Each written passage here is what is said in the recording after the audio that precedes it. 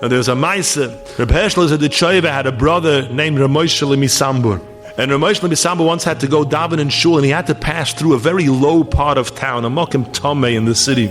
And he came to his brother after he davened, and he said, today, when I davened, after walking through that part of town, I felt such a kedusha, I felt such a Ephraim, I felt so uplifted.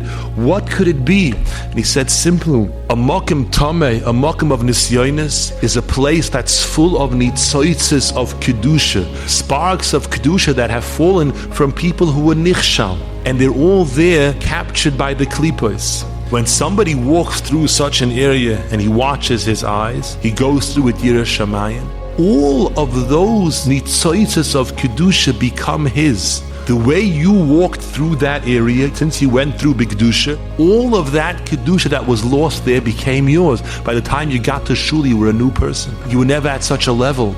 Somebody told me that he was in Yerushalayim and he was going back to America, so he went with his son to say goodbye. There's a great tzaddik in Yerushalayim, Rabbi Yankiv Meir Shechter, gesund und stark. They told him, we're going to America.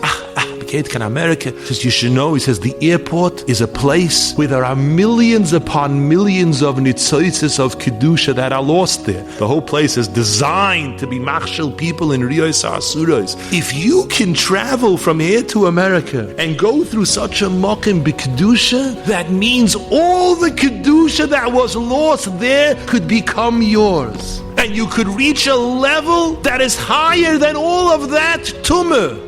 The Shem Mishmuel, who explains Pshat in the Zohar HaKadosh, who says that a person could become a tzaddik gomer, b'shah chada u'v'rige chada. In 1 second you can become a tzaddik gomer. How does one become a tzaddik gomer in 1 second? So he explains there are 2 ways for a person to become a tzaddik. There's the long way, years and years of work and avodah, and then there's the quick way. If one lives in a time or in a mokim that there's a tremendous excess of tumah, and he turns himself away from that tumah, at that moment, equal to all of that tumah, he gets it b'kedusha. So he could become b'shah chada a tzaddik gomer.